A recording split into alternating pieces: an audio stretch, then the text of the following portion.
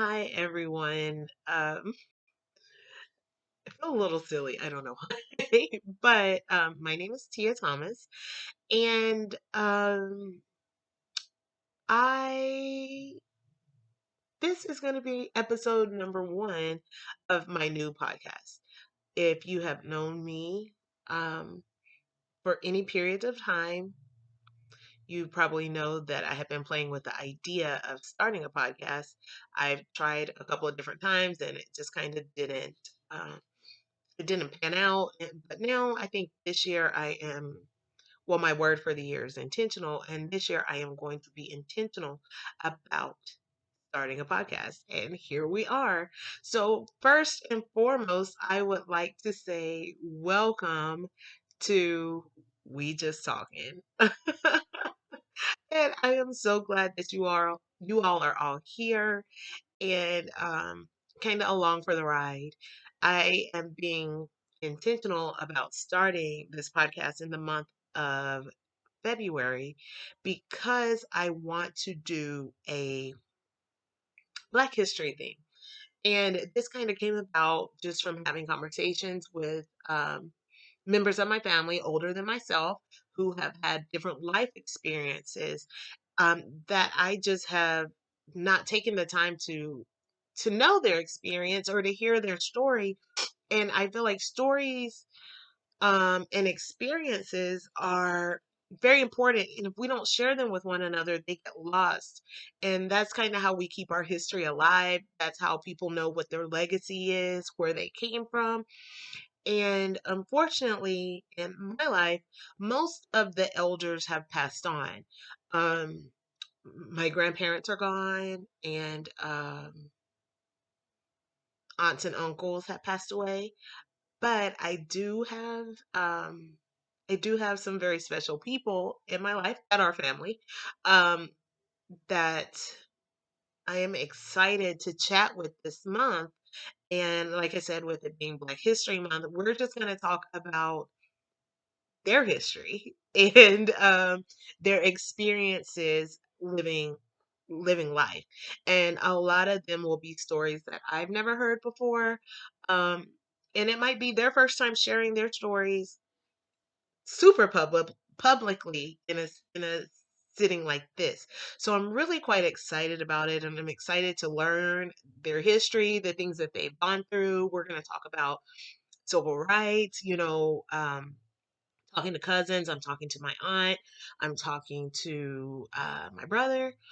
So just like family members and hearing, their stories with civil rights, their stories growing up during segregation, their stories of integration, their thoughts of really kind of having to live through civil rights back in the 60s and then re-experience or kind of have flashbacks of those experiences due to what we went through in 2020 as as a country, as a world, going through race relations again, um, really heightened emotions that a lot of the older generation thought that they would never have to experience again.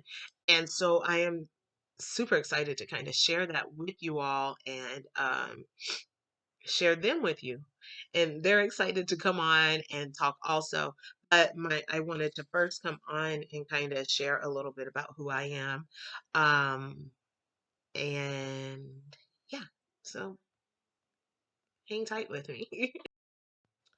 Okay, so like I said, my name is Tia. And currently I live in the Dallas Fort Worth Metroplex.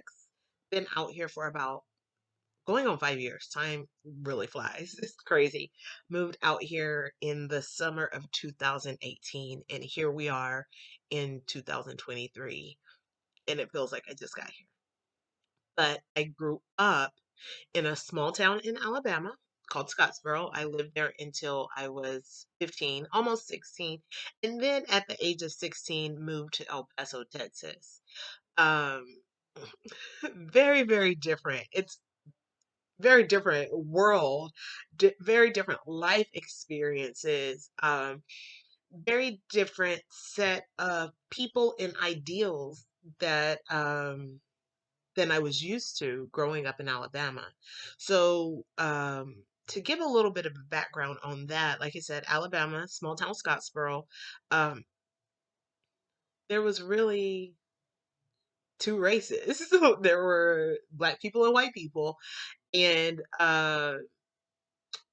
the town kind of the town was not segregated, but the town was separated. Um, for the most part, the black people lived on one side of the tracks, and then the rest of the town was on the other side. I thought that was normal. That's all I knew, growing up there. Of course, we all went to school together. Like it wasn't like segregated in that type of sense. But as far as living, for the most part, the races kind of lived together. All of the town was across the track. So if we needed to go to the store or whatever, you go into town, as they call it, go into town. And but like as far as like who your neighbors were, everybody's neighbors looked like them. Um, the people you went to church with looked like you.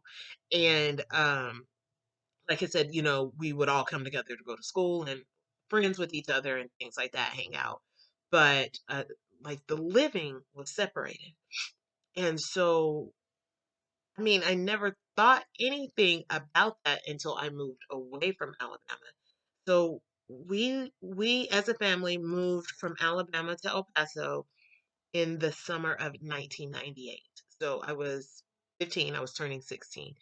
And when we bought our home and we moved in, our neighbors were I want to say on one side it was a Hispanic family, and then on the next side, on the other side, it was a white family. And at the age of 15, almost 16, I was like, hold on a minute. You mean different races live next door to each other? Like, what? Because all of my experience was that you live next door to the people that you look like. You commune with the people that you look like. And so it was really a big eye opening experience for me moving to Texas and moving to really a border city like El Paso, where not only a border city, we bordered Mexico, but also a really big military town. So El Paso was really a big melting pot of everybody. Of course, it was predominantly Mexican, and so that was different also because, like I said, Scottsboro was black and white. Um, there were a couple of different families that were other, Asian, and we had Asian. There was maybe one or two Hispanic families when I lived there. So, yeah, so it wasn't a lot of diversity growing up.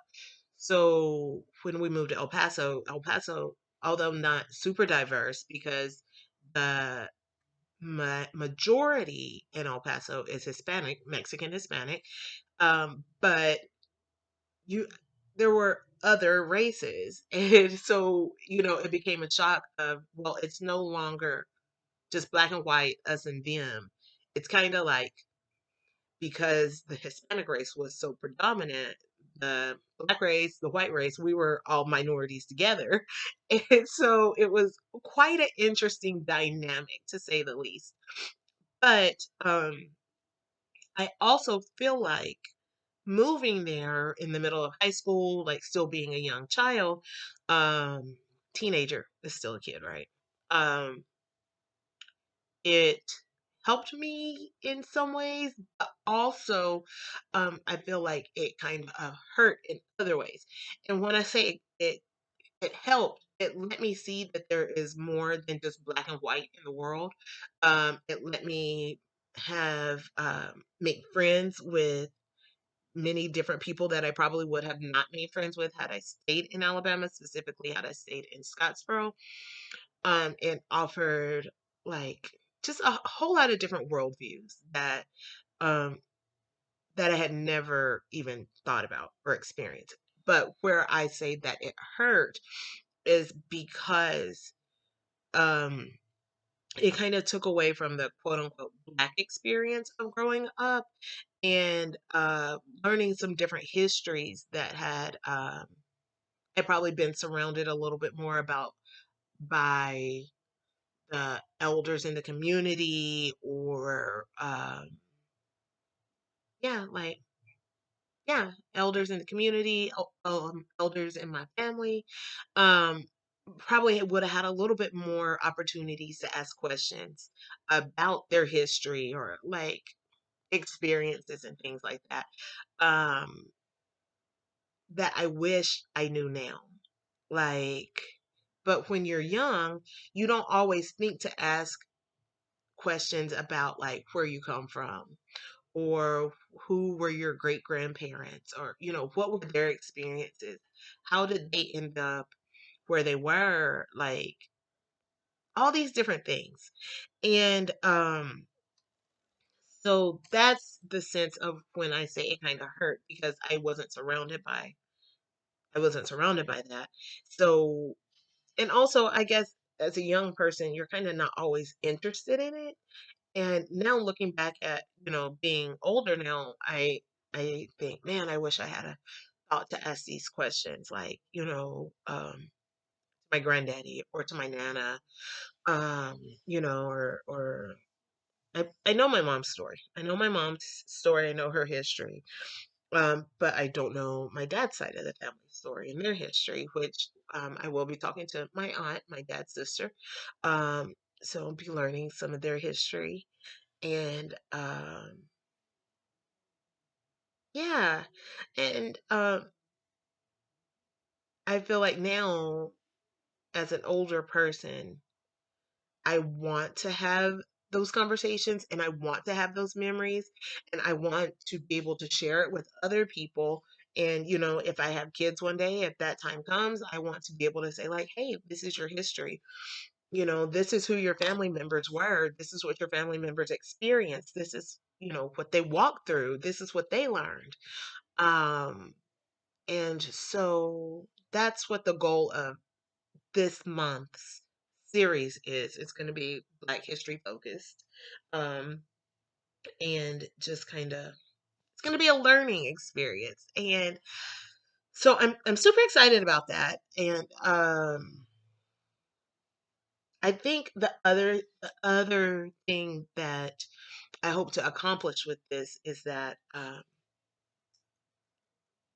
it allows people to recognize that a lot of things that we learn in school to be history, as far as like how long ago or how far removed we are from certain histories, for example, slavery.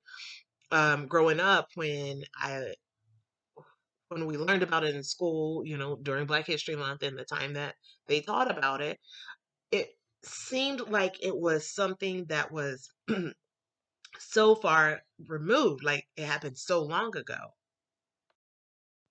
So like I was saying, like that it happened so long ago that like nobody in my family could have ever been directly affected by it.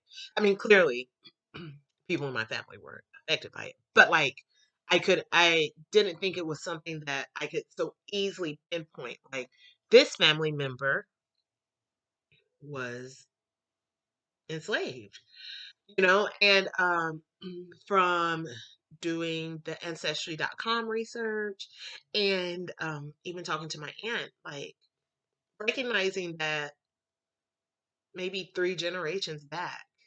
So on my mom's side, my grandmother's grandparents. On my dad's side, my grandmother's grandparents, my grandfather's grandparents, they were slaves. And that's one thing I learned from my aunt. We were just speaking about it the other day. She said, yeah, my great grandmother was a slave until she was 11 years old. And just hearing things like that, I'm like, I feel like I shouldn't just be hearing these stories now, but it also is giving an extra like realization that no, this wasn't something that just happened. Like I real talk, like when in my mind when I thought about slavery, I just equivalated it to like biblical time. Although I knew it wasn't like the same. Egyptian slavery that we learned about with Moses, but like it felt like it was that long ago, so far removed. And so that's one of the things that, we're going to talk about, and like how how do we how did we get to the point where we thought it was just so far away that we weren't so connected. And then aside from speaking on those things, I have cousins that marched with Martin Luther King. And I think that's so cool. Like, and I can't wait to hear them share their stories and their experiences of like what it felt like to be a part of history. Like real talk, that's history also. What was it like to be a part of that? I have another cousin that she participated in a sit-in, at a lunch counter. Um and talking about those things. And like just I feel like more than anything it's kind of stories of perseverance, because the time that they lived through, because like I said, they're older, the time that they lived through was a much different time than what we're living through. And they've seen a lot, from color TV, black and white TV, color TV, to like being on the internet, and like all these different life experiences, from having to be segregated to living through integration to like, today to today. And so also kind of sharing their faith, like, what role did your faith play in this? And so that's the focus this month. But ultimately, my I guess goal with this podcast is just to have people on here sharing their life experiences. And like I said, it's called We Just Talking. And so whenever anybody is on here, we're just gonna talk, and we're gonna share, triumphs, wins, celebrate, learn from each other. And yeah, so I really am I'm excited to start this. I'm a little nervous to start this. Even right now, I feel like I'm just on here rambling along to y'all, like, with no direction. But this is me. It wouldn't be me if I did it any other kind of way.